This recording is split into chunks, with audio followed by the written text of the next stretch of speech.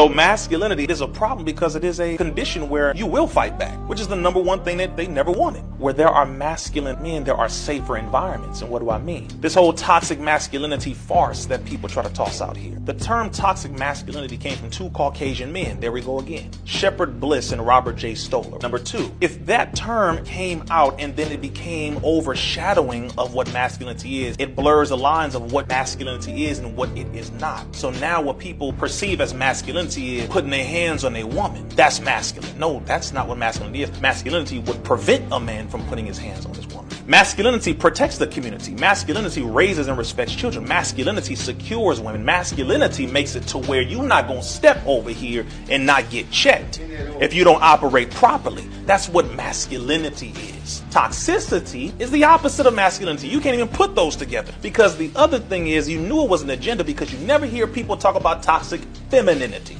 But it's always toxic masculinity. Why? Because the agenda is to make the man weak, because if you have weak men, you have women who are not going to be able to be protected. So if they don't have their security, we'll be able to take control of them. It is the same tactic in a new package in this generation, where they are looking at make sure we are able to destroy them slowly but surely, and make sure they don't have any men to protect them. Even though women can protect themselves, they shouldn't have to.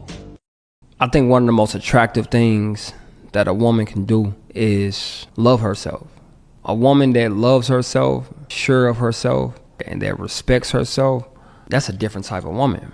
You know, like, that's a goddess. You heard me? Like, those are attributes of a goddess.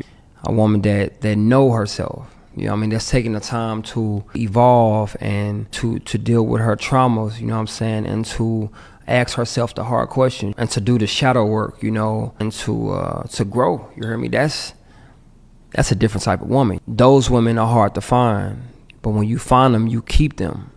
You know, like you keep them and you cherish them. That's one of the most beautiful things about a woman is, you know, when she's sure. Because I feel like when a woman is sure and she reaches a place of self-knowledge, she liberates herself.